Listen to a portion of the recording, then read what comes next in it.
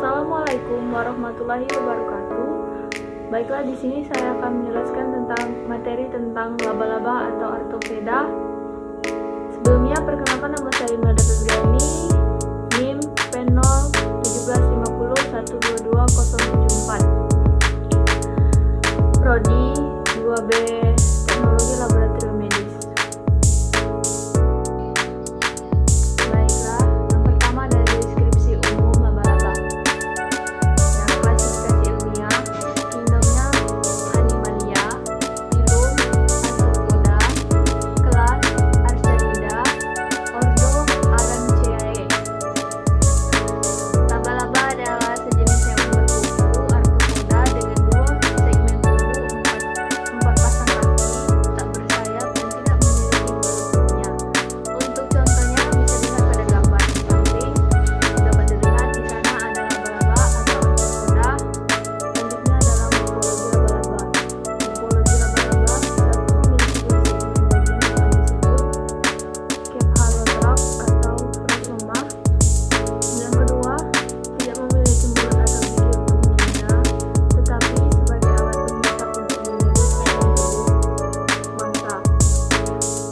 Yang ketiga, mata tunggal atau mata berlensa tunggal. Yang keempat, mengadakan tataran baik pada jari-jari sekitarnya maupun pada tanah, air, atau tempat yang Yang selanjutnya, struktur anatomi dan fisiologi laba-laba.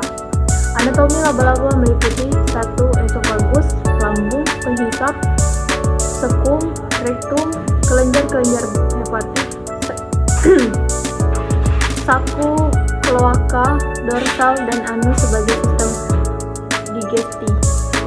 Yang kedua, paru-paru yang terdiri dari lamel-lamel yang meliputi dalam ruang pernapasan. Yang ketiga, tabung Malpighi sebagai sistem ekskresi.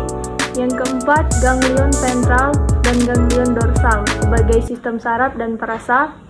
Yang kelima, gonad pada bagian ventral abdomen. Baiklah, bisa kita lihat di gambar di samping. Itu adalah contoh dari struktur anatomi dan fisiologi laba-laba. Kalau kurang jelas bisa dilihat dari gambar di sebelah.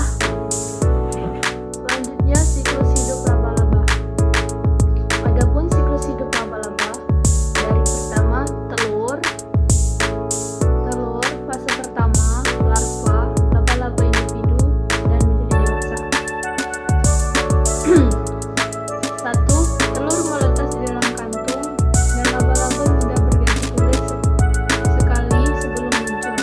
Laba-laba muda ini disebut spiderling atau nimfa atau sudah mencari makan sendiri. Kedua, nimfa ini adalah bentuk miniatur laba-laba dewasa yang mempunyai sipernet dan kelenjar racun yang sudah berfungsi. Nimfa mengalami molting 2-12 kali.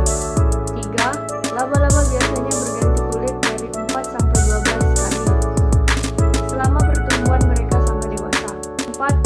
Organ reproduksi pada yang jantan terletak di pedipelvi, sedangkan betina lebih suka membawa kokon berisi telur seperti ransel. Selanjutnya, reproduksi pada laba-laba atau arthropoda. Secara umum dapat dikatakan laba-laba bereproduksi secara seksual dengan konsentrasi bersifat internal sama pada manusia.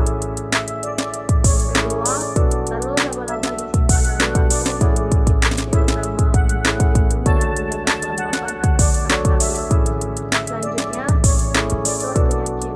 Gejala yang disebabkan oleh gigitan laba-laba ini disebut heterodektisme. Rasa sakit akibat gigitannya mirip dengan tusukan berlutut.